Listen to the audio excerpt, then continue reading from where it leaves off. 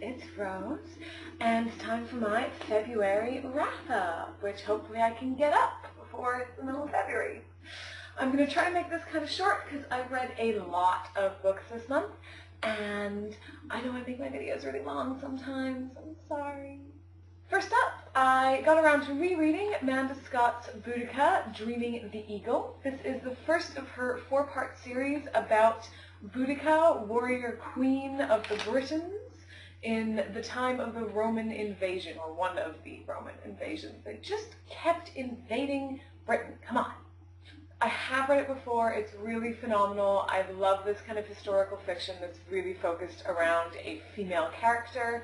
I am probably now going to end up rebuying the next 3 books in the series because I got rid of them when I moved. Next up, I have The Willpower Instinct. This is by Kelly McGonigal, or Dr. Kelly McGonigal. It's a nonfiction book. It is about shock horror willpower.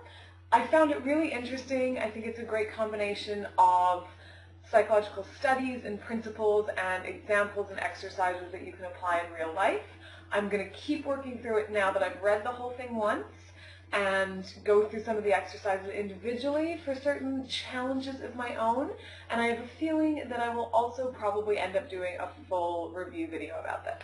Next is one I picked up from the library as part of their Black History Month display, and it's Alexander McCall Smith's The #1 Ladies Detective Agency. It is the start of a series. It centers around a female detective, unsurprisingly, working in Botswana. And I've tried to read it before and didn't really get into it, and I was really, really happy that this time I loved it. It's really nice. The language is a little bit different to a lot of more recent books. Once I got into it, I really got into it, and I actually think I may pick up more from this series now because I found it very sweet. Then I read Philippa Gregory, The King's Curse. This is, we all know Philippa Gregory is one of my favorite authors. I love her. She's so good. She always does these historical fiction centered around women's parts in history, which I absolutely love. This one follows Margaret Pole after the War of the Roses. It's a bit different from her other work that I've read and I really loved because it takes place over a much longer period of time. Most of her other books around this time center on a specific queen for Henry VIII, and so because he had a tendency of getting rid of his queens fairly rapidly, they cover a span of only a few years, whereas this one covered her almost her entire life. So I felt at times that it was moving really quickly past historical events. I didn't actually love it as much as the others because of that, but it was still a really, really wonderful addition to her collection. Next up, we have The Last Runaway by Tracy Chevalier, or Chevalier. I'm not sure how to pronounce that. I'm so sorry. I'm really bad with authors' names sometimes. We all know that problem. You read a word and you're not sure how to pronounce it because you don't actually hear it spoken out loud. The Last Runaway centers on a Quaker woman who travels to Ohio with her sister who is getting married there. Unfortunately, things do not work out the way that she expects, and she's not completely comfortable with all the changes in this new sort of world that she's not used to. It's really, really fascinating for me. I love the stories that have a combination of a big plot as well as having lots and lots of little day-to-day details about different times, and I found that absolutely amazing. There's a lot of quilting in this book, and I actually read it and then became really inspired to want to start quilting again and doing it myself and having my little pioneer dreams of sitting and quilting and churning milk, which is something that happens to me occasionally. I get a lot of that with reading like Little House on the Prairie or Anne of Green Gables. There's a bit of a feeling to this book that is similar to those ones, and I really, really loved it. But at the same time, there's a whole story about slavery, about the issues, about the Civil War and the civil discontent around having black slaves in the southern states, and that was really, really fascinating, and I think it was done very well. And the ending, I won't give it away, no spoilers, I really, really loved it. And I was very surprised by it, and pleasantly surprised, but it wasn't something that I would ever have expected, and I absolutely love that about this one. Next up, I've got Amy Tan's The Valley of Amazement. Amy Tan is a very well-known author from books like The Joy Luck Club. I read a lot of reviews of the Valley of Amazement saying that it fell down in comparison, that it was too similar, so maybe I enjoyed this more not having read the Joy Luck Club. However, I do now want to read it because I really love Amy Tan's storytelling. The story takes place in Shanghai in 1912, and it focuses on a family of women and their time either running or working in or generally being around courtesan houses. So this actually ticked pretty much every box on my this is probably going to be a favorite book list. I love historical fiction. I love fiction that centers around women's stories, and I really, really love stories about the sex industry, just a personal preference of mine. So I found this one really, really phenomenal.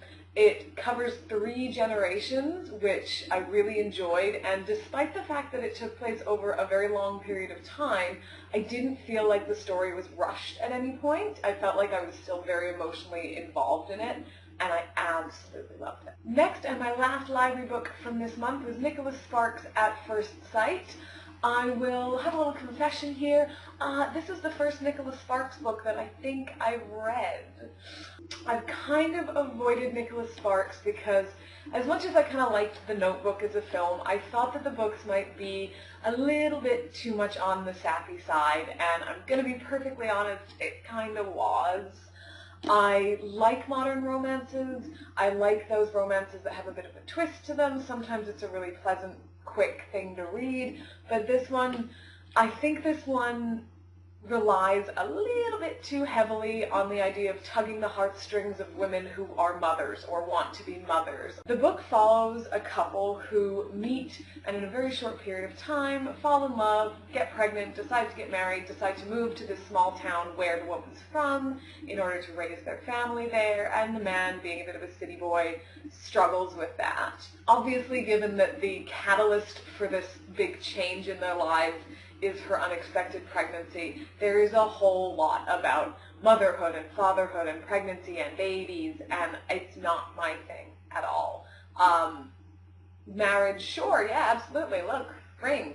But babies, I just don't have that kind of connection to it that I think you need in order for this to be a real heartstring tugger. I also have to say, I really didn't like the ending of this, and I could see it was coming, but if you've ever read The Pioneer Woman's book, she's a blogger who turned her blog into a book, as is fairly common right now, and it covers her going from a sort of big city girl in LA, I think, to moving to the middle of nowhere to live with a cowboy farmer type man.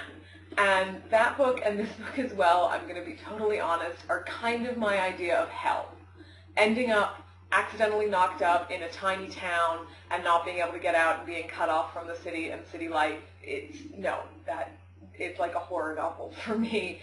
And they always seem to end up with them being like, actually, this is wonderful, I love it, it's perfect. And no, that does not resonate. So this was kind of a fail for me. I feel like if you are a big fan of small town living, if you are a mother, if you love motherhood, if you love small town motherhood, then you would probably love this. And I feel like that's also his target audience, so it kind of works out well. It's just not the book for me. Last of the books that I physically have to hand for this month is actually a series of 4. And this is The Clifton Chronicles by Jeffrey Archer. I hadn't read Jeffrey Archer before, and a relative of mine lent me the first 3 books, and I loved them so much that I rushed out and bought the 4th one, and I am very excited because the 5th in the series, Mightier Than the Sword, just came out last month, actually like a week ago.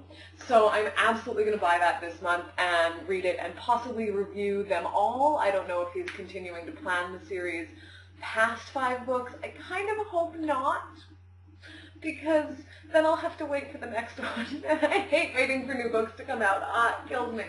I want to read it all right now. The books start in the 1920s. They are historical fiction, which obviously I love. They are based around more male characters than female ones, which isn't my usual wheelhouse for historical fiction, but I did really love them still. They're almost verging on kind of trashy. There are a lot of explosions and murders and kind of detective-y style stuff, as well as the usual day-to-day life at the time. And it actually worked fairly well. It's a little bit soap opera-y at times, but that made it fun. I didn't feel like it was overwhelmingly trite or difficult to read, which was really cool. And Jeffrey Archer is like the master of soap opera cliffhanger endings. Every one of these books ends on this major cliffhanger disaster moment and someone's probably dead. But it works. It works and it makes me want to read the next one. So when I get the next one, I may do a more in-depth review of the 5. On the e-reader, I did finish A Feast for Crows by George R.R. Martin, which is book 4 of the Song of Ice and Fire. So I'm now on to A Dance with Dragons. I'm really happy to be past it. I kind of found Feast for Crows a little difficult to read, just because it splits the book rather than having little bits from every character's timeline going on. It splits the characters into kind of 2 groups and just follows one of those groups, and they didn't happen to be my favorite characters. So that's nothing against the writing or the book or the plot, just personal preference on that one. Sorry, George. I'm really excited to be reading A Dance with Dragons now, most of all because it means that by the time the show comes back, I will be up to date, which will be really kind of cool. Last but by no means least, I have my comic reading for the month. I flipped through some other things, but the only big trade that I finished was JLA Volume 1. This is the new 52 Justice League. I love the artwork in it. I love Aquaman in it. He's such a badass in the new 52, and I really love that. I had picked it up a while ago, and I flipped through it this month because obviously we're getting a lot of details on the Batman v Superman Dawn of Justice movie, and I kind of, as you may have noticed, when something's coming out, I like to refresh my memory or go back to the beginning or do a little extra reading on it because I think it's fun. And that's it. Hopefully I've done this in a reasonable span of time this time. I really, really tried. And I'm going to be doing my March TBR. I nearly forgot what month it was. I'm going to be doing my March TBR tomorrow, hopefully. I don't know if I'll get it up in time. Last month, I completely failed with filming enough videos. So fingers crossed that March goes a little bit faster for me. In the meantime, please comment. Please let me know what you think if you've read any of these books. If you want me to do a more in-depth review of anyone in particular, because I haven't been doing a lot of reviews lately, and I want to do a few more. And I will see you soon. Have a great day. Bye.